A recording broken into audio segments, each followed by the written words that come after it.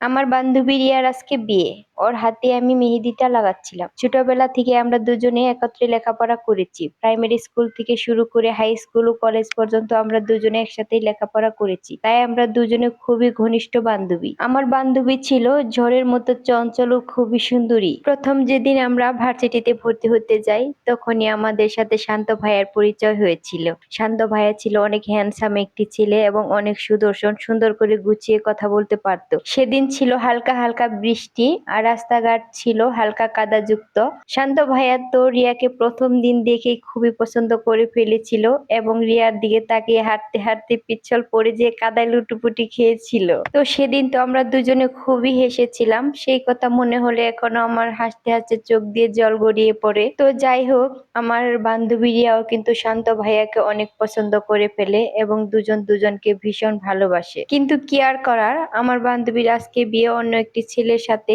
সেটা হচ্ছে ওদের পরিবার থেকে পছন্দ করা একটি ছেলে, তার নাম হচ্ছে হাবিব। সেই ছেলেটাও দেখতে হ্যান্ডসাম, কিন্তু আমার বান্ধবী তো অন্য কাউকে ভালোবাসে। রিয়াকে যখন হাবিব ভাইয়ের পরিবার থেকে দেখতে আসে, তখন তো রিয়া শান্ত ভাইয়ের কথা কিছুই বলতে সাহস পায়নি ওদের পরিবারে। এভাবে যখন ওদের বিয়েটা পাকা হয়ে যায়, তখন রিয়া অনেক কিছু ভেবে চিন্তে তারপর হচ্ছে ওর বাবাকে বলে, কিন্তু ওর বাবা বলে দেয় না, এটা এখন আর সম্ভব না, আগে বললে ভেবে দেখতাম। রিয়ার বাবা বলছিল রিয়াকে, এই নে বিষের বোতল, তুই যদি এই বিয়েতে রাজি না হস তাহলে আমাদের তিনজনকে বিষ খাইয়ে মেরে ফেল। সাথে ওর ভাই, ছোট ভাই ছিল, তার নাম হচ্ছে সিফাত। তারা তিনজনে বিষ খেয়ে মরে যেতে চাচ্ছিল।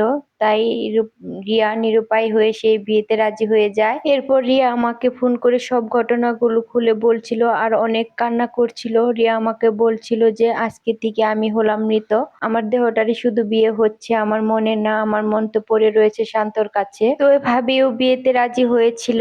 ওর কান্না ভরা ও কষ্ট ভরা হৃদয় নিয়ে শান্ত ভাইয়ের কাছ থেকে আজকে দূরে চলে যাচ্ছে। এরপর শান্ত ভাইয়েরাও কিন্তু অনেক বড় লোক।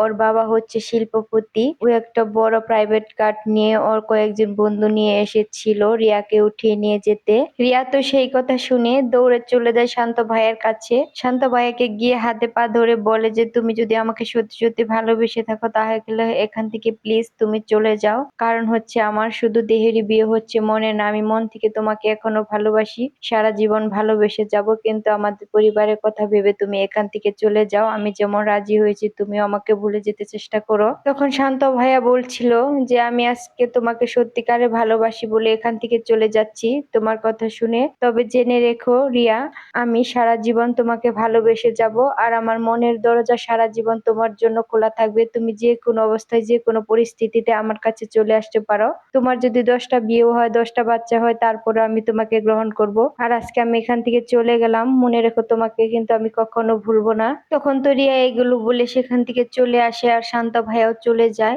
এগুলো দেখে আমার অনেক বেশি খারাপ লাগে। রিয়া এসে অনেক কান্না করতে থাকে লুকিয়ে লুকিয়ে, কিন্তু কাউকে বুঝতে দেয় না। কিন্তু কি আর করার, এখন তো রিয়ার বিয়ে হয়ে যাচ্ছে। তবে হাবিব ভাইয়াও কিন্তু দেখতে কম নয়, সেও কিন্তু অনেক হ্যান্ডসাম। হাবিব ভাইয়ারদেরও কিন্তু গাড়ি বাড়ি আছে।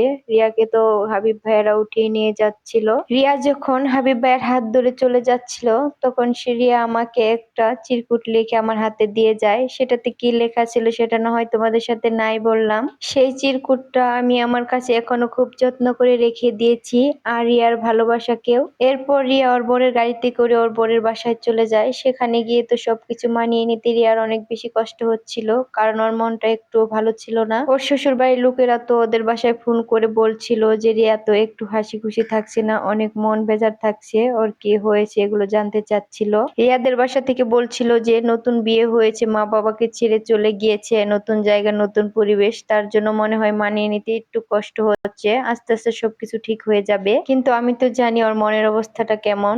এবং শান্ত ভাইয়া আমাকে ফোন করে জিজ্ঞাসা করছিল যে রিয়া সেখানে গিয়ে কেমন করছে, কেমন আছে। আমি বলে দিয়েছি যে ভালোই আছে। আর রিয়ার এই অবস্থা দেখে রিয়ার বর হাবিব ভাইয়া কিন্তু রিয়ার হাসি খুশি অবস্থা ফিরিয়ে আনার জন্য অনেক চেষ্টা করছিল। ওকে অনেক জায়গায় ঘুরতে নিয়ে যাচ্ছিল, অনেক কিছু করছিল, কিন্তু তাও ওকে হাসি খুশি অবস্থায় দেখতে পারছিল না। সম্পূর্ণ ঘটনাটি তোমরা যদি শুনতে চাও তাহলে সবাই অনেক বেশি বেশি কমেন্ট করো বন্ধুরা।